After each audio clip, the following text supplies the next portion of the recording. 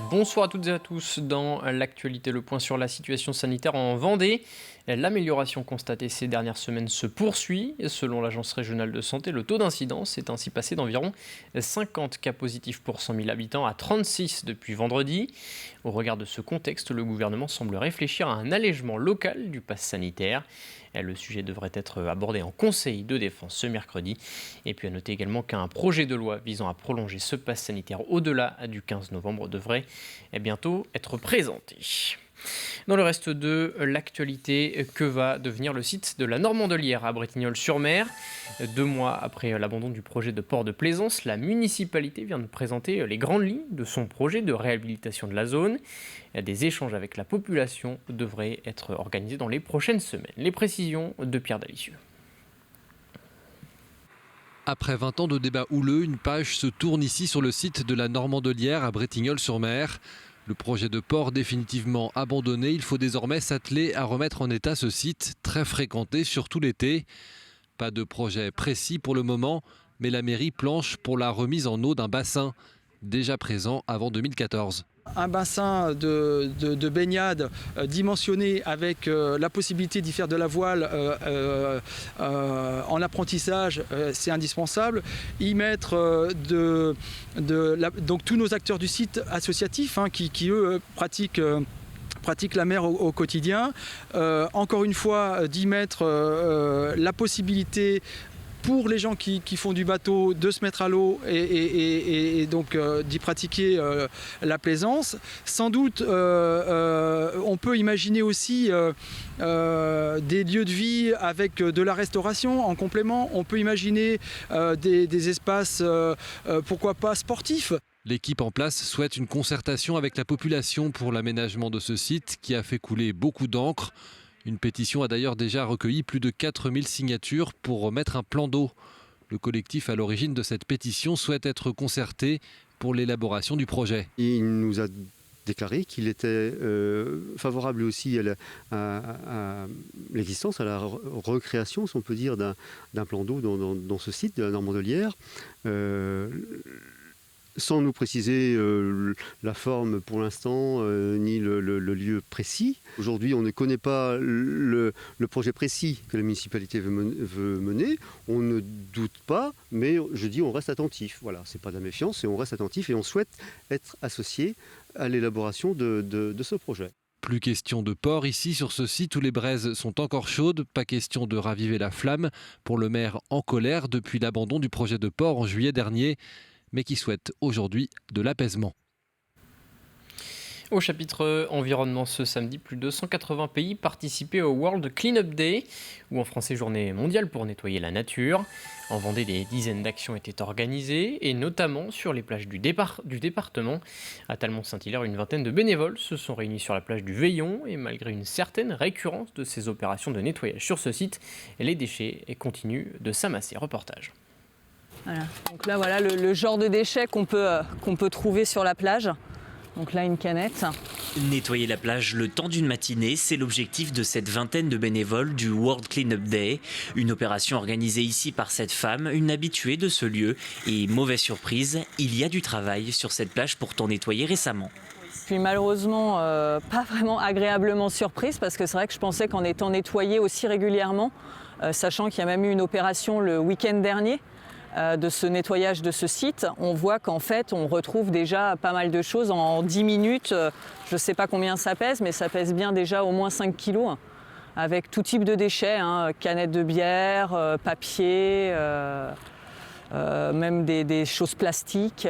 Donc je pense que du coup c'est bien qu'on soit venu. Ouais.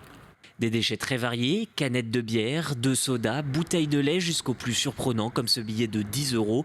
Ici, on trouve malheureusement de tout, à même le sable. Dans mon sac, qui d'ailleurs est biodégradable, nous avons trouvé plein de plastique. Alors j'étais étonnée de voir carrément des bouts de plastique mais intacts, donc pas des morceaux. J'ai trouvé un masque. Donc les masques qu'on est censé mettre sur nos visages, des papiers bonbons, qu'est-ce que j'ai d'autre? J'ai beaucoup de fils et encore des plastiques emballages pour des bonbons. Une opération qui ne prend que quelques heures mais qui permet de ramasser gros et de préserver au maximum un lieu comme cette plage du Veillon. On est quand même dans un endroit qui est magnifique, donc c'est important d'en prendre soin et de nettoyer la plage quand on vient, quand on se balade. Le moindre petit déchet, de le ramasser, ça nous prend 30 secondes. Et si chacun fait son petit bout de chemin, ça sera toujours plus propre, donc c'est important. Donc c'est bien de voir tout le monde qui se mobilise pour faire ça. C'est chouette de prendre soin de notre planète. Une opération nationale qui n'a pas eu lieu uniquement sur les plages, rien qu'en Vendée. Plusieurs dizaines de lieux ont été nettoyés ce samedi matin. En sport, alors que la Mini Transat 650 a pris ses quartiers sur les pontons du Vendée Globe aux Sables d'Olonne, c'est une autre course de voile qui a été présentée ce lundi à l'hôtel du département La Roche-sur-Yon. La Vendée Arctique Les Sables d'Olonne dans la catégorie IMOCA. C'est désormais la SEM Vendée, société organisatrice du Vendée Globe, qui s'occupera également de cette course. Au programme 3500 milles avec un parcours autour de l'Islande. Départ le 12 juin 2022 des Sables d'Olonne. C'est un parcours extrêmement sollicitant, extrêmement challengeant pour les skippers parce qu'il s'agit d'aller le plus nord possible, le plus nord qu'une course à la voile n'a jamais été. Et donc je dirais qu'en fonction des conditions météo et des glaces et tout ça, l'objectif c'est de pouvoir aller couper le cercle polaire et de faire le tour de l'Islande. Cette course Vendée Arctique Les Sables d'Olonne va être un événement majeur, en particulier dans la préparation du Vendée Globe. Donc on est raisonnablement entre 25 et 30 bateaux, nous paraît être le nombre de skippers qui seront au départ de cette course avec tous les grands noms du dernier Vendée Globe.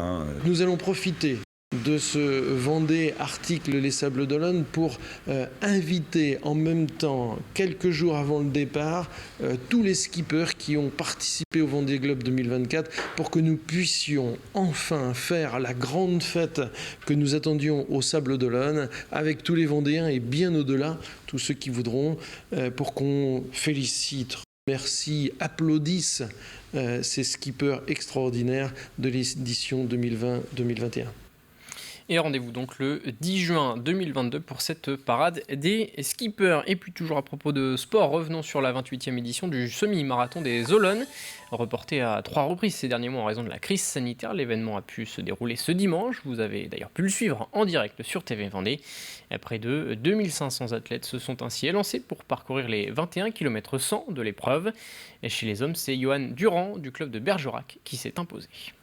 Il faut féliciter toute l'équipe d'organisation. C'est vraiment, on a l'impression de revivre après un an et demi, voire presque un an et demi de confinement, de courses qui s'annulent, de ci, de là, et revoir tout ce monde, tous ces coureurs, c'est chouette et c'est vraiment une belle fête parce qu'il y a vraiment du monde sur le parcours.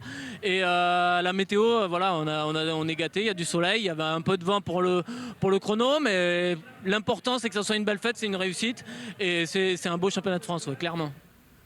Chez les femmes, victoire pour Megdes Woldu de Franconville dans la catégorie Espoir à noter. La très belle deuxième place du Lyonnais Théo Moussu.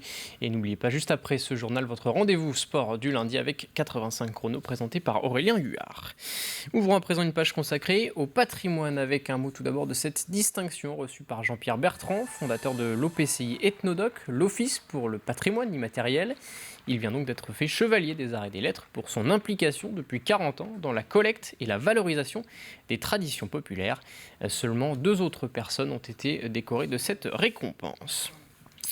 Et puis à propos de patrimoine matériel, cette fois la 38e édition des Journées européennes du patrimoine s'est tenue ce week-end. Musées, sites touristiques, châteaux ou autres édifices étaient ouverts au public. Les visiteurs pouvaient ainsi découvrir le patrimoine vendéen et les coulisses de l'histoire du département.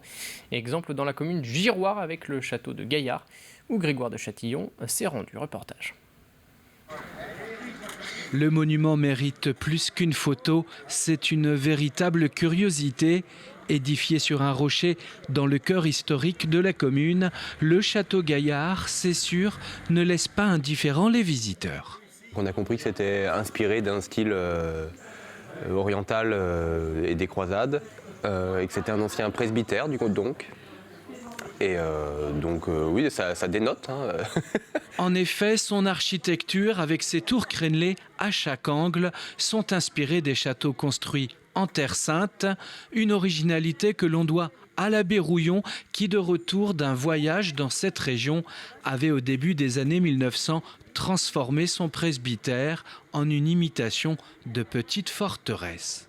Quand on arrive, ne serait-ce que par cette route-là, c'est magnifique de voir ce petit château, si on peut dire. L'occasion pour ces journées du patrimoine de découvrir à l'intérieur la boulangerie d'autrefois, puis à côté, le four à pain, pendant que les enfants s'activent sur leurs jeux de piste.